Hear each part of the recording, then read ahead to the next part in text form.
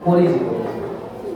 তো যে গুরু দায়িত্ব আমাকে দিয়ে গেছেন, জানি না আগামী দিনে কতটা আমি দায়িত্বটা সঠিকভাবে পালন করতে পারবো। চেষ্টা করবো ওনার এই অবদান বা এনার যে পদর্শক হিসেবে কাজ করছেন, আমি সেই পথে তখন চেষ্টা করবো যাতে সেই গুরু দায়িত্ব পালন করতে পারি।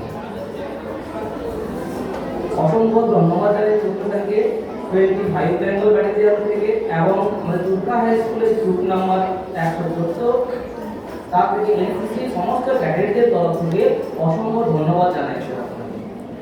আজকে সে আলাদা করে আনন্দপূর্ণ আমাদের এনসিসি ক্যাডেটরা চাইছিল একটু আলাদাভাবে প্রেজেন্টেশন কিছু করতে, কিন্তু সেটা সর্বোপরি হয়ে ওঠেনি। তাই জন্য একটু ক্ষমা করে দেবেন স্যার। তার কিছু বলবো না, এই বলে আমার দুটো বক্তব্য শেষ করছি। শিক্ষক মাননীয় শ্রীযুত গোবিন্দ সরকার মহাশয়ের অবসর গ্রহণ উপলক্ষে বিদ্যালয়ে শ্রদ্ধাঞ্জলি। তার কার্যকাল 30/9/1988 থেকে 31/3/2025। হে নির্ভীক জ্ঞান তাপস, বিধাতের নিষ্ঠুর দহনে বিশ্ব প্রকৃতি যখন বিহ্বল যন্ত্রণায় জর্জর, বাড়ি বিন্দুর প্রত্যাশায় চাতক যখন ঊর্ধ্বগগনে উন্মুখ, সমগ্র জীবকুল পৃষ্ঠ দগ্ধ প্রবল গণনায় রত, তারই মাঝে সহসা নীরবে সময় এসে জানিয়ে দিয়ে গেল আপনার হৃদয়ক্ষণ সমাগত। হে বরেণ্য গুণী, আজ থেকে প্রায় 37 বছর আগে এসেছিলেন আপনি এই বিদ্যাঙ্গনে। শিক্ষকতাকে বৃত্তি নয়, ব্রত হিসাবে গ্রহণ করার এক মহান সংকল্প নিয়ে সেই উদ্দেশ্য ও লক্ষ্যপথে নিরন্তর সাধনায় নিরলস করেছিলেন আপনি।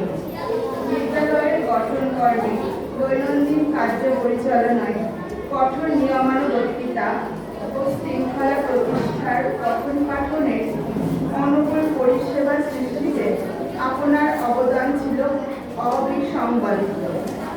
শ্রেণীকক্ষে পাঠিত বিষয়ের মাঝে শিক্ষার্থীকে জীবন গঠনের শিক্ষাও আপনি দিয়েছেন অকৃপণভাবে। আপনার এই সুমহান ব্রত, ত্যাগ ও কর্মকুশলতার গৌরব ও খ্যাতির উপমা বোধহয় আপনি। হে মহানুভব, আজ আপনার বিদায় বেলায় আমাদের কণ্ঠ বাক্রুদ্ধ, আমাদের চোখে আজ অশ্রু সজল।